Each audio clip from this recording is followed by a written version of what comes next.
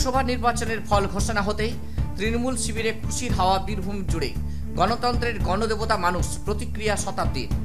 আজ সকলের চোখ ছিল লোকসভা নির্বাচনের ফলাফল ঘোষণার দিকেই। একইভাবে বীরভূমের দুই কেন্দ্রের ভোটার সহ আমজনতা উৎসুক ছিলেন দুই কেন্দ্রের নির্বাচনের ফল জানার জন্য। এরূপ ফল ঘোষণা হতেই দেখা যায় উভয় কেন্দ্রেই জয়ী তৃণমূল কংগ্রেস প্রার্থীরা। বীরভূম লোকসভা কেন্দ্রে জয়ী হয়েছেন 3 বারের সাংসদ, এবার 4র্থবারের সংসদে পা রাখতে চলেছেন শতাব্দী রায়। শতাব্দী রায় তার নিকটতম প্রতিদ্বন্দ্বী দেবতনু ভট্টাচার্যকে 1,96,889 ভোটে পরাজিত করেন। অন্যদিকে বোলপুর কেন্দ্রে জয়ী হয়েছেন অসিত মাল। অন্যদিকে বোলপুর লোকসভা কেন্দ্রে অসিত মাল তার নিকটতম প্রতিদ্বন্দ্বী পিয়া সাহাকে 3,27,253 ভোটে পরাজিত করে। স্বভাবতই জেলা জুড়ে খুশির হাওয়া এবং উৎসবের মেজাজ তৃণমূল শিবিরে। জয়ী হওয়ার পরে উল্লাসে ফেটে পড়েছেন দলীয় নেতা, কর্মী, সমর্থকদের সঙ্গে শতাব্দীও। বিভিন্ন আনন্দঘন মুহূর্তের ছবি ক্যামেরা বন্দী করেছেন অনেকেই। জয়ের আনন্দে শতাব্দীর সংক্ষিপ্ত প্রতিক্রিয়া।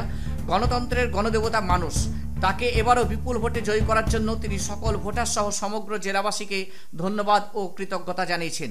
বীরভূম থেকে মোহাম্মদ শফিউল আলমের রিপোর্ট, দি নিউজ টুডে বাংলা।